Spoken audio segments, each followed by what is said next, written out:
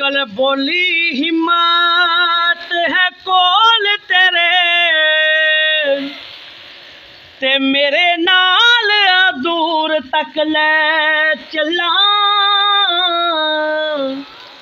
इश्क आखदा दिल दियां खोल अखियां ते तेनू तूर तो नूर तक ले चला। ते अकल आखदी मेरी जे गल मन्ने ते तेनू जन्नत दी हूर तक ले चला। इश्क आखदा हूरां नू छड्ड नासर ओ तेनू दरे हजूर तक ले चला।